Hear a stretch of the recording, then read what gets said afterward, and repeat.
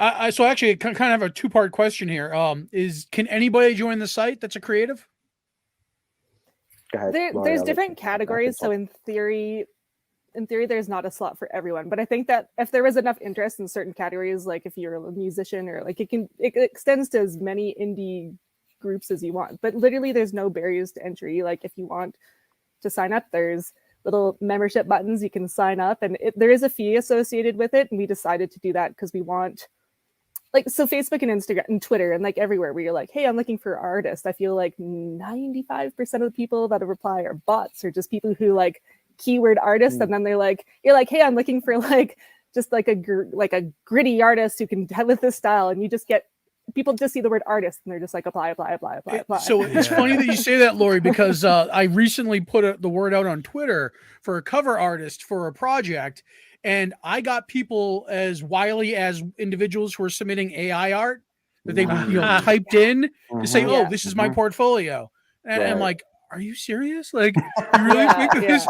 I was like, "You really think that this?" And they had like other people's signatures on it and stuff. So there was no, and that brings me to my next question.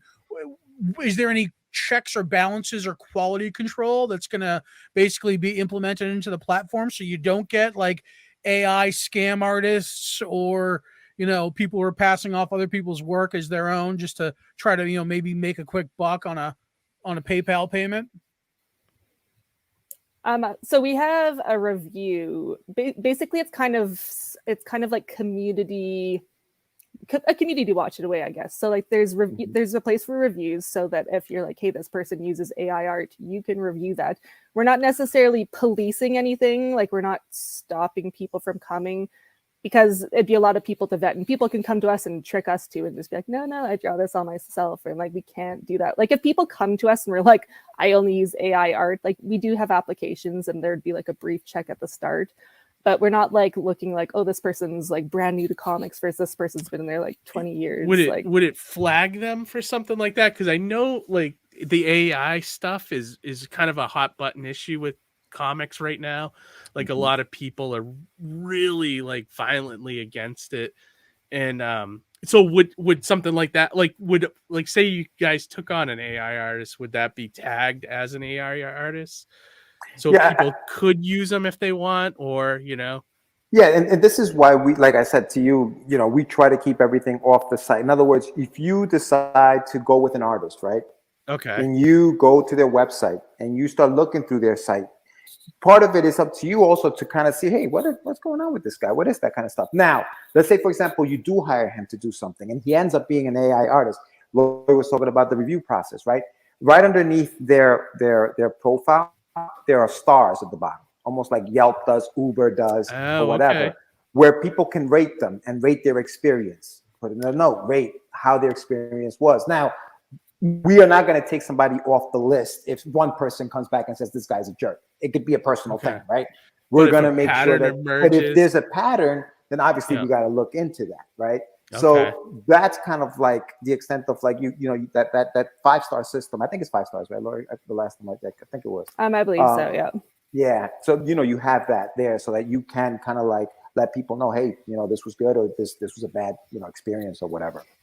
And we kind of think that it would eventually kind of police itself too. Like if someone's consistently getting 1 star, like they are paying for this. So if they're just paying for bad reviews and no one is hiring them, they're going to leave the site, or they should. I was just going to say, when you're paying into a platform, it almost that in and of itself is a quality control check, because why would you spend the money just for, whatever, to scam or to not utilize it to its fullest extent? So, something you're investing in, you'd want to, obviously utilize to, honestly and, in a positive manner, so to speak. Correct. Yeah. Well, and I think that too, having like a small fee, it kind of gives it some clout, like legitimizes the site in a lot of ways. Yeah. That's what I feel. 100% it. Yeah, it's people who you're not just trying it out, really. Like you can try it out, are serious, for a fee, but you have to be serious enough to put out your $6 a month. Like it's not a huge fee, but there's a difference between people who sign up for free things and a difference between people who sign up for $6 a month. You get different people who are going to show up. So just short of your basic Spotify subscription on a monthly basis. Can you Yeah. kind of go over what people would get by giving in or subscribing to the platform? Sure. So basically, for the it's $5.99, right, Laurie? So like for $5.99, you basically get for just under $6. You get not even $6. This starving artist, you're $5.99 a month. Think of what you can do with that extra penny. That's right. So you basically will get access to the site, and you'll get access to all of the different, options that you have, writer, artist, podcast, whatever.